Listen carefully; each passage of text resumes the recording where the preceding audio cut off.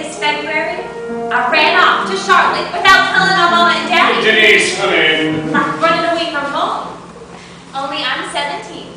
Darling. 16 going on there. Have you ever been to a movie house?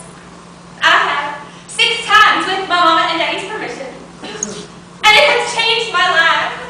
We'll sit in the dark, watching the picture stars fall in love and get in trouble for wearing evening gowns. Did y'all see 3 Comrades?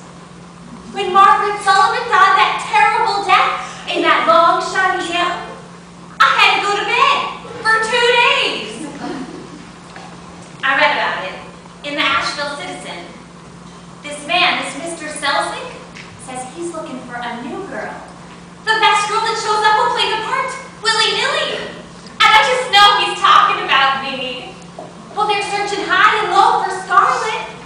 And I'm sitting right outside Cyber City. This is my year off from Bible school. I got plenty of time to make a picture. The paper says he'll be in Charlotte on Friday the 14th. Valentine's Day. It says that they're looking for an unknown, young, and charged with electricity. Well, I make a tablecloth, and I fashion myself a Hollywood dress, Snow White with a red felt heart.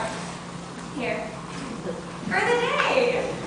I sneak off, and I buy the bus tickets. I sit in the chicken house, and I practice.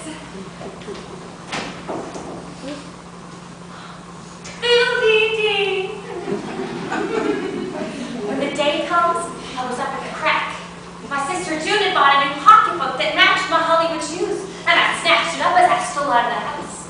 And when I got to the bus stop, I saw before me, there, standing before me, every girl in my community.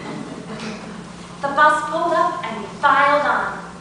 There were 10 or 15 girls on from Bushy Mountain already, and every stop, more girls piled on. We pulled into Charlotte, not speaking a word. They marched us in 10 in a row. Mr. Selznick was sitting behind a desk with his hand held up to his face, like this. 2 little men sat by his side and whispered things in his ear, like the Last Supper picture.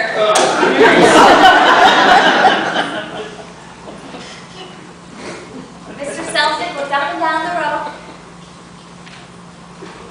and he said, "You, little girl with the heart, you stay." Well, I go and I stand before him, and he asks me my name and where I'm from and how old I am and have I ever been to Charlotte before and whether I'm planning on staying overnight. Random things like that.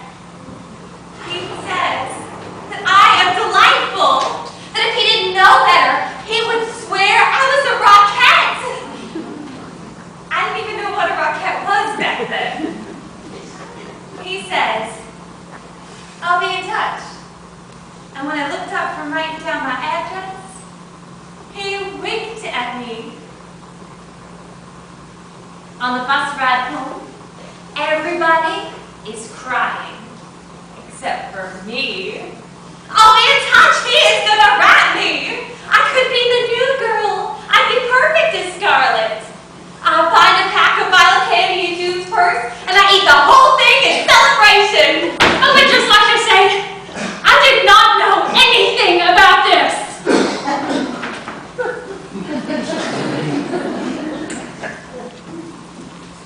But you see, yesterday marked 4 months, and Mr. Selznick hasn't been in touch.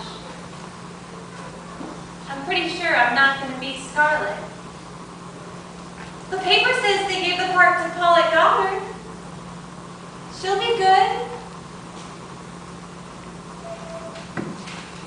I know this has to do with Jesus and my soul in some way. My mama and daddy wanted me to say something, and I know I lapsed. My sins are many and easy to count.